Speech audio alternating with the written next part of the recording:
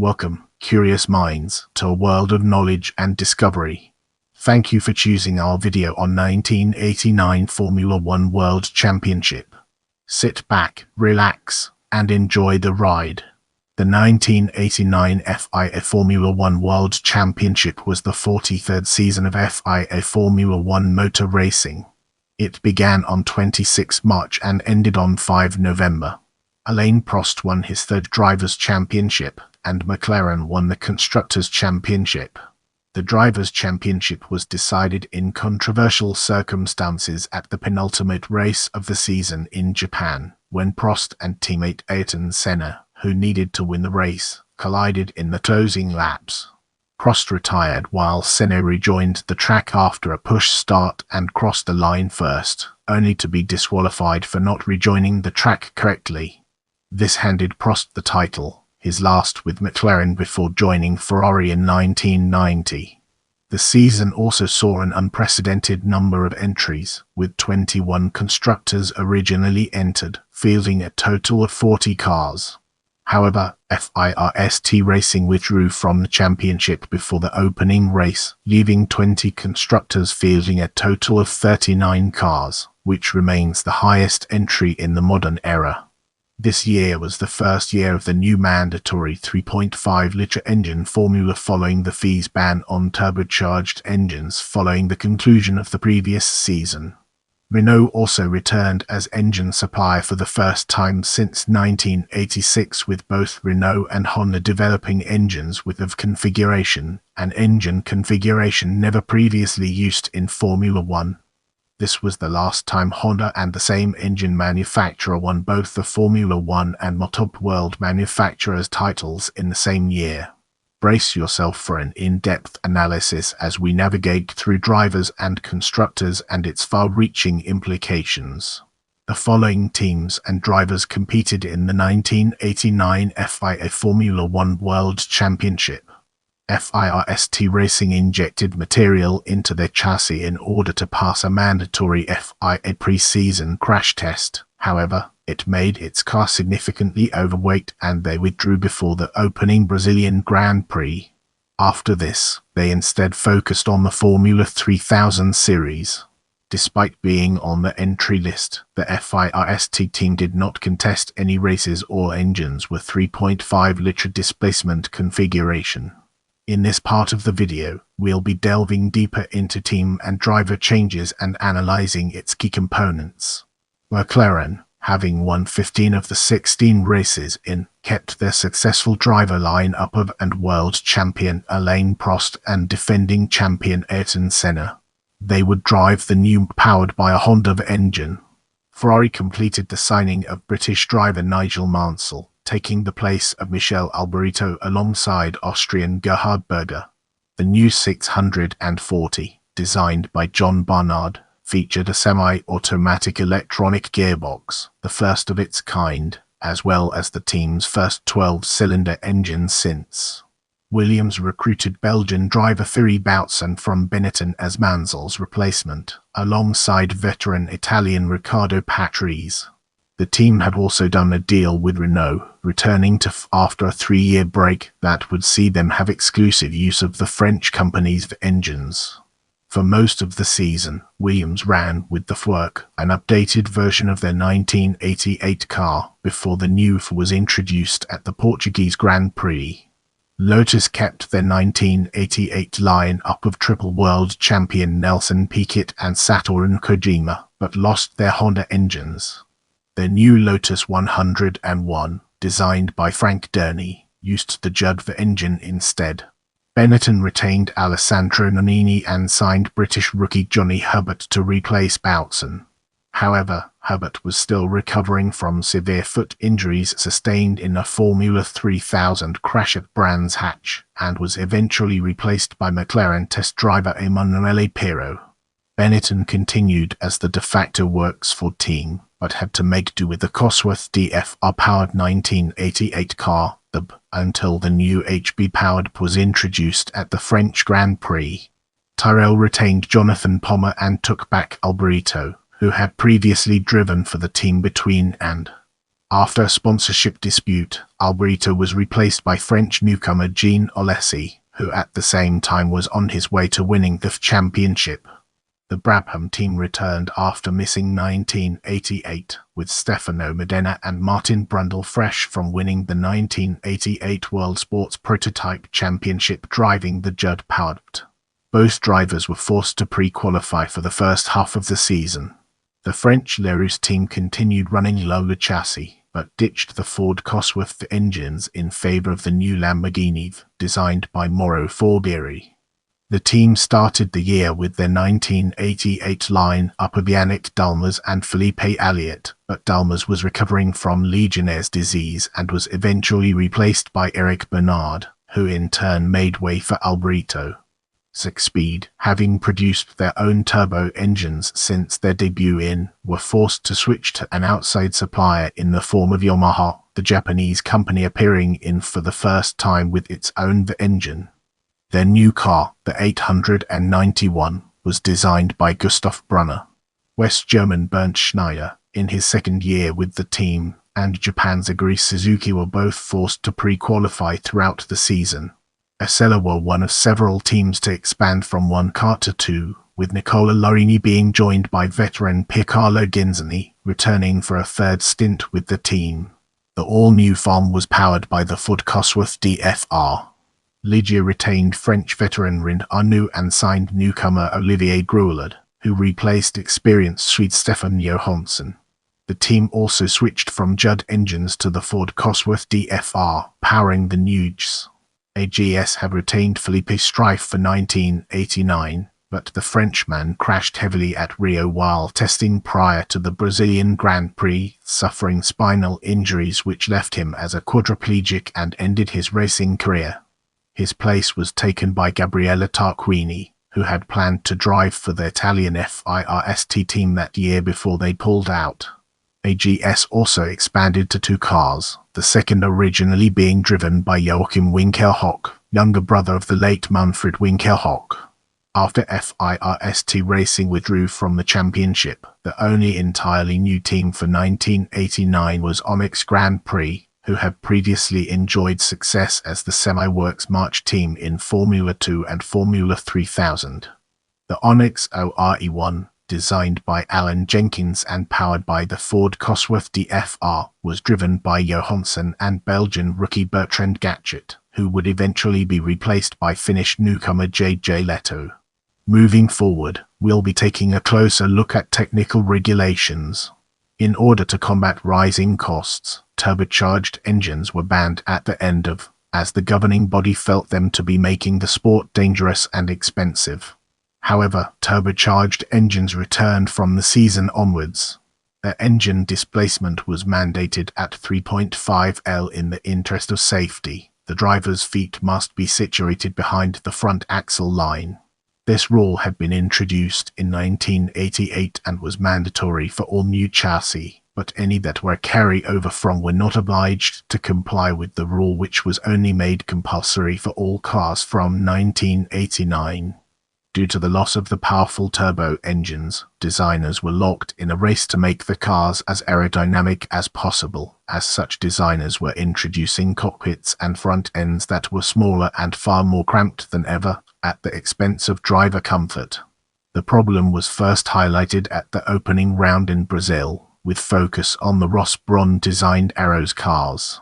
Both drivers, Derek Warwick and Eddie Cheever, suffered severe cramping and felt that the new regulations were in fact making it more dangerous, Cheever saying that if he got sideways, he simply cannot correct with the steering wheel due to his lanky frame. In the upcoming section, we'll be dissecting sporting and event regulations and exploring its implications in greater detail. Race distances were standardized at 305 kilometers in order to keep the races within the 2-hour time limit. At slow street circuits like Monaco, the set distance could be lower. In 1989, the race distances varied from 292 kilometers to 311, with the aforementioned exceptions. The arrival of the Onyx team, The return of Brabham and the expansion of other teams from one car to two meant that there were now 39 drivers competing for 26 places on the starting grid. So pre-qualifying was retained from and expanded to 13 cars. The four fastest cars would be allowed into the main qualifying session, from which the 26 fastest cars would be allowed to race. Trackside barriers had to have a minimum height of 1 m, with the wall separating the pit lane from the start-finish straight at 1.35 meters minimum. Let's now turn our attention to pre-season testing and examine its role within the larger context. As was the tradition in Formula One in the years, pre-season testing took place at the Withdrew Autodrome in the city of Rio de Janeiro, Brazil. Teams would travel there for 10 days in March to test and acclimate to Rio's very hot and humid weather. The 1989 testing sessions saw several major accidents. Thierry Boutsen crashed heavily in his Williams, and later, Frenchman Philippe Streiff crashed violently at the third corner, a fast, flat-out left-hander called Suspro. The AGS Ford he was driving broke its rear suspension and he went head-on into the barriers. The impact broke the car's rollover bar, and Streiff suffered severe back injuries and was left in a coma. He survived but was permanently paralyzed from the neck down. Let's now venture into the realm of Race 1, Brazil, and explore the fascinating intricacies it holds. The climate as the Formula One circus arrived at Withdrew was one of much optimism in what many saw as a new age, with many reveling in the brutal and much more appealing sounds of the V engines. Brazil proved to be an excitement-filled race, and dramatic too. Qualifying had a few surprises, with Riccardo Patrese scoring his first front-row start since, next to the home favourite, world champion Ayrton Senna. Williams and Renault were both surprised by the position, but both highly pleased with Thierry Boutsen qualifying fourth alongside the high-powered Ferrari of Berger and in front of Prost, who could only manage fifth. The race started with a bang, as Senna's hopes at a home Grand Prix victory were dashed after a clash with Berger in the first turn. In what would prove to be a regular occurrence during the season, the semi-automatic transmission in the Ferrari 640 allowed Berger to get a lightning start from third on the grid, and he attempted to go inside of Senna and Patrese into the turn. Senna refused to give room, causing a collision that destroyed the front wing of his car. Patrese got through unscathed and in the lead of his record-breaking 177th Grand Prix start, whilst Berger was out on the spot, the first of 10 straight retirements for the Austrian driver, while Senna was forced to pit for repairs and would finish the race 2 laps down in 11th place. Double world champion Alain Prost's McLaren had been having problems all weekend, with the Frenchman finding the McLaren hard to set up. And when his two-stop strategy was ruined by a clutch failure, he knew he had to continue the race, having made just one of his scheduled 2 pit stops on the notoriously abrasive Rio circuit. He finished second. Nigel Mansell secured a surprising win for the Scuderia, with no problems despite ongoing gearbox faults all weekend and a lack of winter testing. Mansell also had the steering wheel come loose on the back straight and had to have it changed in his final stop, which luckily was scheduled for the end of that lap. The final step of the podium was taken by local Maurizio Gugelmin. Grand Prix debutant Johnny Herbert, Derek Warwick and Alessandro Nannini scored the remaining points. Warwick was desperately unlucky. He lost over 20 seconds in a slow pit stop and only finished 17.8 seconds behind Mansell at the finish, suggesting a win which would have been both his and Aero's first or podium place had gone begging. During the awards ceremony, Mansell cut his hand open on the trophy, ending the celebration early. This was to be the last race at this fast, flat and abrasive Withdrew circuit in Rio de Janeiro. Formula One would move to a shortened Interlagos circuit in Senna's hometown of São Paulo for the 1990 season onwards. Now, let's shift our perspective and explore Race 2, San Marino, from a different angle. At Imola in Italy, normal service was resumed. McLaren settled on the front row of the grid and stayed that way for the race, with Mansell's Ferrari retiring midway with gearbox issues. Gerhard Berger, despite showing promise by setting the fastest time in the wet Friday qualifying, suffered front wing failure thanks to Berger's curb-hopping style and carried off the track at Tamburello at high speed and hit the concrete retaining wall very hard and spun multiple times along the wall. This forced the race to be stopped after the fuel spilled all over. Berger's car burst into flames after the car came to a standstill. Berger miraculously survived with just a broken rib, shoulder bone and burns to his back and hands, due to rescue crews removing him from the wreck in less than 60 seconds. He gave a thumbs up and the race was restarted not too long after. Senna went on to win with Prost second. Patri's engine failed and Boutsen was disqualified, but he got his fourth position back in an appeal, so the third place was taken by the Benetton Ford of Alessandro Nannini. Warwick and Tyrrell's Jonathan Palmer secured the remaining point-paying positions. After the Grand Prix, Prost seemed disgruntled and said he wished to not make a comment on the race, other than that orders were not respected. Senna refused to comment on the matter. Before the race at Monaco, Prost said he wanted nothing to do with Senna and refused to speak with him.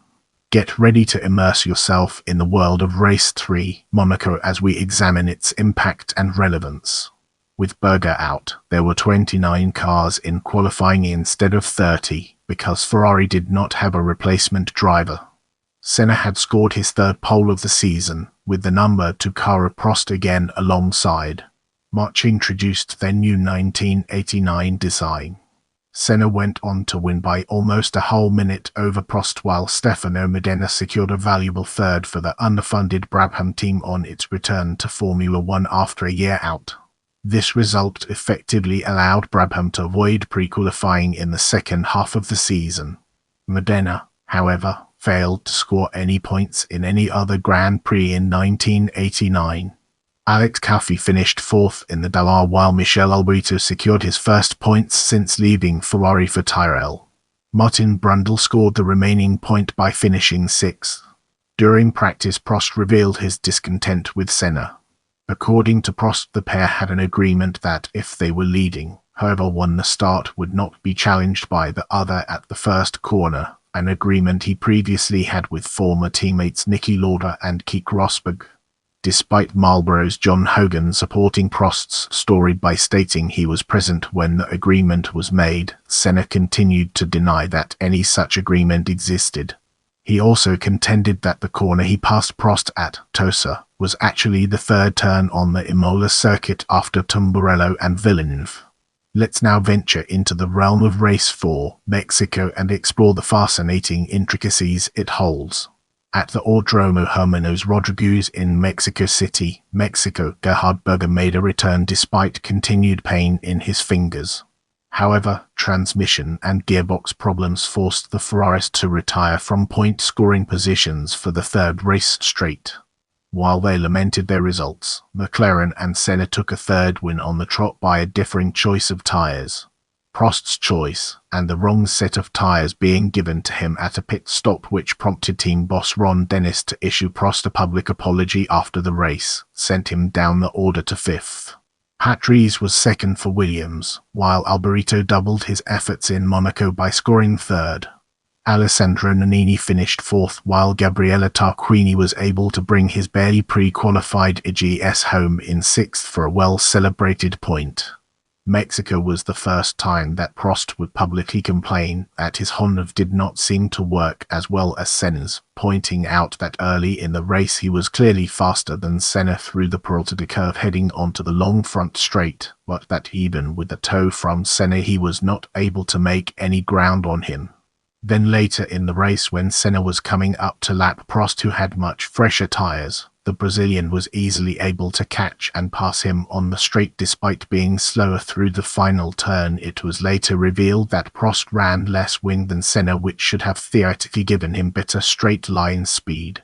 With the foundation laid, let's embark on a journey into Race 5, United States. The United States Grand Prix had a new destination, this time in the hot desert city of Phoenix, Arizona. It was a new place, but the same old dirty and dusty street circuits, and while wilder, faster, less dirty and less bumpy than both Detroit and Dallas. Like Detroit, the mostly right-angled turns on Phoenix's street grid system gave the drivers few reference points for when to use their brakes, but this created many good overtaking spots. The dreadfully hot dry desert summer heat of Phoenix also made conditions trying. The track broke up during the race. Senna made the most of his skill and scored another pole, Prost again playing second fiddle by over a second. Prost, though, believed that his race setup was superior to his teammates and was confident of winning his first Grand Prix of the year. Senna won the start and built up a small lead over Prost. Senna suffered an electrical problem when leading the race and his engine started to misfire. He signaled Prost through to a lead he would not lose on lap 34. Williams ended up being the only team to finish with both cars as the dirty track and unforgiving concrete walls ended 6 races, with the heat and dust cutting out many more. One driver, Alessandro Nannini, suffered from a severely sore neck after a crash in the morning warm-up and retired from 4th place on lap 10. Mansell and Berger suffered with the Ferrari verse cutting out from identical alternator failures and both eventually retired. Patri's second gave him 3rd place in the championship, while Prost took the lead. Ecstatic Phoenix native Eddie Cheever celebrated his and his team's first podium of the season at his own home Grand Prix. The Brabhams, on the other hand, continued their lacklustre return, both drivers retiring with worn-out brakes. Dallar's Alex Caffey was the victim of a bizarre crash. Holding down 5th place, he was put into the wall on lap 52 by his own teammate Andrea De Cesaris when he was trying to lap him. The notorious De Cesaris later claimed he did not even know Caffey was there trying to lap him. The race of attrition saw Christian Danner score a surprise 4th place in his Ryle, while Herbert and Boutsen rounded out the scoring zone. The race ran for the full 2 hours and was flagged after 75 of the scheduled 81 laps. Alain Prost scored his only ever win in the US, while Cheever's 3rd place was his final podium in Formula One. Before the race, with the heat and practice times proving some seconds per lap slower than predicted, a petition was circulated among the teams requesting the race be reduced to 70 laps. All team managers signed the petition with the exception of Ken Tyrrell, which meant the race was not officially shortened. Ironically, this would work against his team when Jonathan Palmer lost a certain 4th place after his Tyrrell Ford ran out of fuel on lap 69. Had the race been flagged after 70 laps, Palmer would have finished 4th, having already been lapped by Prost instead of running out of fuel and being classified as 9th and last. Let's transition to race 6, Canada, and uncover its significance. The Canadian Grand Prix in Montreal was run in wet conditions and provided many retirements, but also a new winner. Senna was comfortably leading with only 3 laps to go when engine problems forced him to retire, handing Boutsen his first victory. Patrese came home second to make it a finish for Williams, the first time a team other than McLaren had achieved this since Ferrari in Monza the previous year. Making up for his Phoenix indiscretion, Andrea De Cesaris picked up 3rd for Dallara, the first ever podium finish for the small Italian team. Triple world champion Nelson Piquet picked up his and Lotus's first points of the year by finishing 4th, only 4.8 seconds behind De Cesaris. Renault would score the final points of his career by finishing 5th for Lydia. Caffey snatched the final point by finishing 6th. Brace yourself for a captivating discussion on Race 7, France, as we explore its nuances and implications. In his home race at the Paul Ricard circuit near Marseille, Prost took pole and won convincingly, while fellow Frenchman Jean Alesi made his debut for the Tyrrell team, replacing Alberto due to the team now having Camel sponsorship, which conflicted with his personal Marlboro sponsorship. This proved to pay off as Alesi secured a 4th place finish, having run second at one stage. Nigel Mansell ended Ferrari's run of retirements with a secure 2nd, while Patrese was 3rd. Swede Stefan Johansson finished 5th, scoring the Onyx team's first points, and Olivier Gruelard took the final points-paying position. Senna, meanwhile, was forced to retire straight after the restart with a differential problem.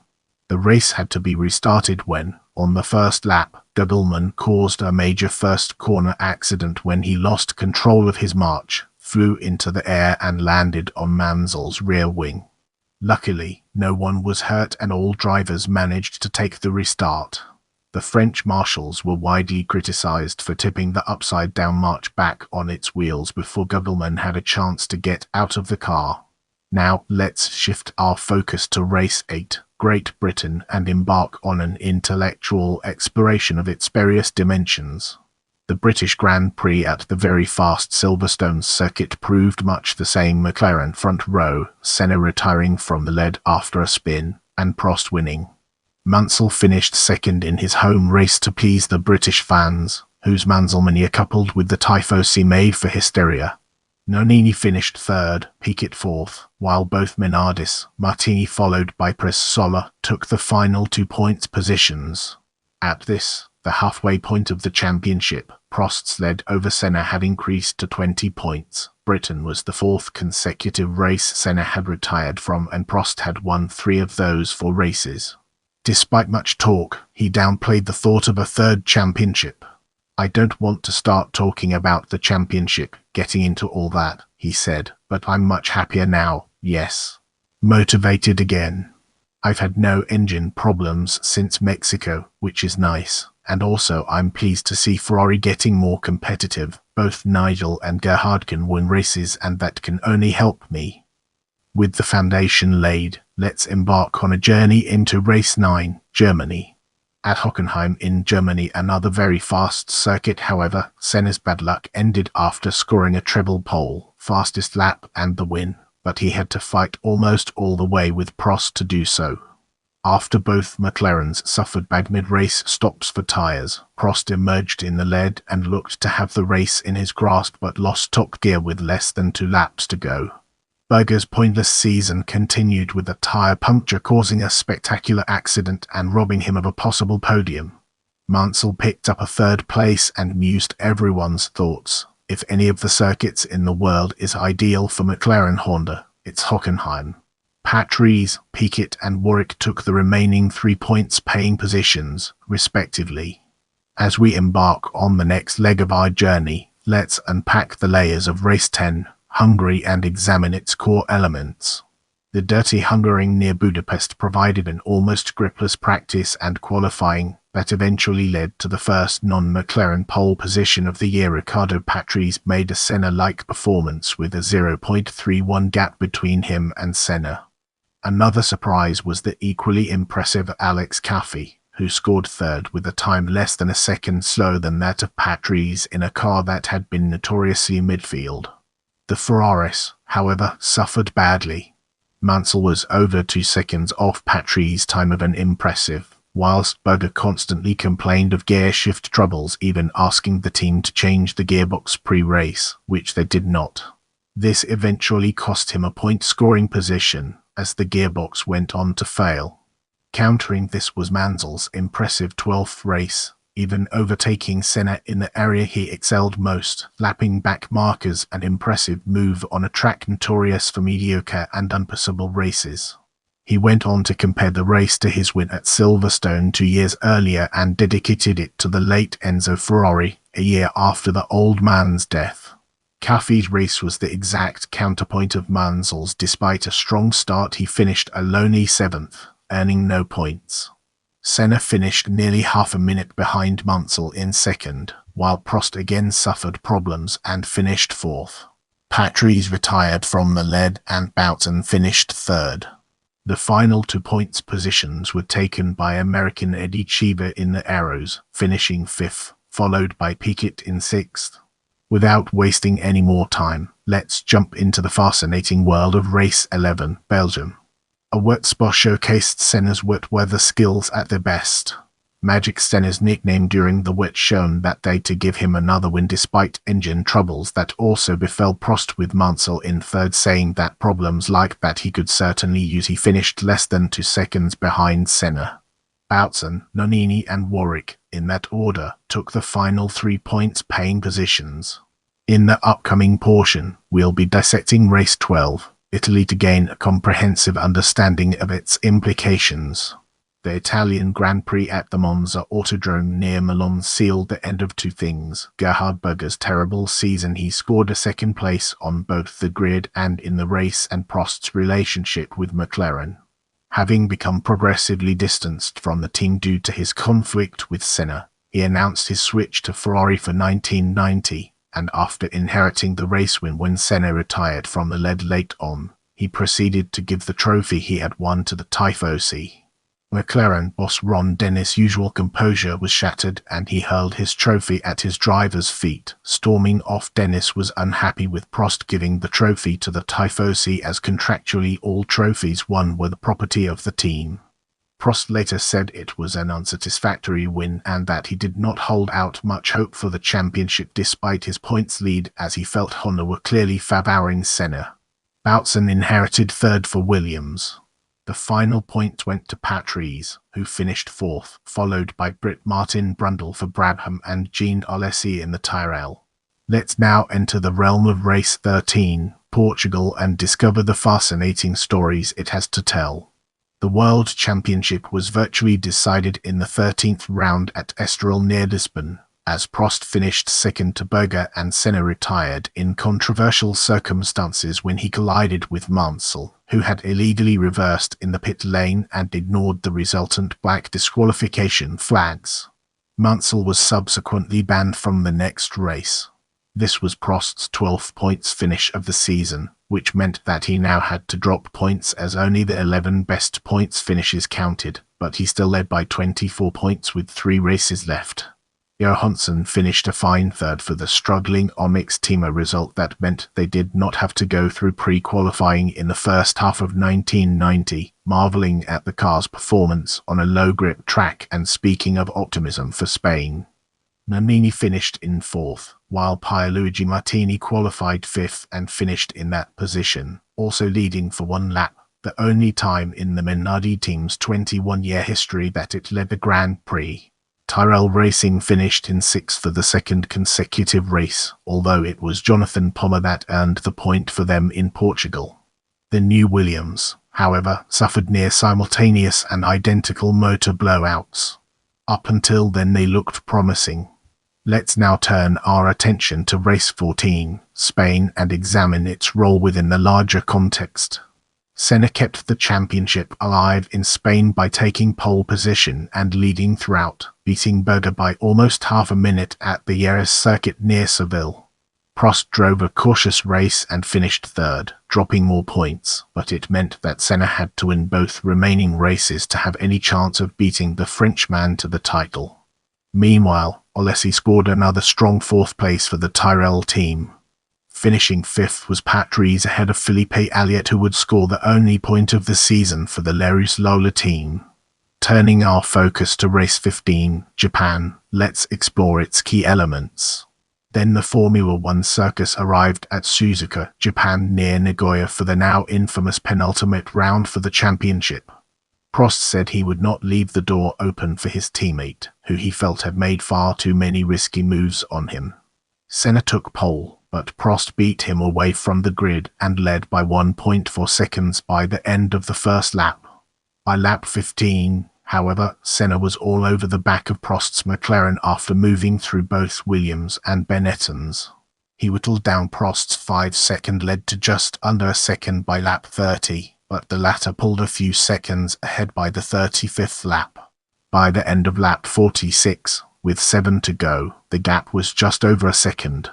Senna, further back than he had been earlier in the race, made a move on Prost in the chicane before the start-finish straight.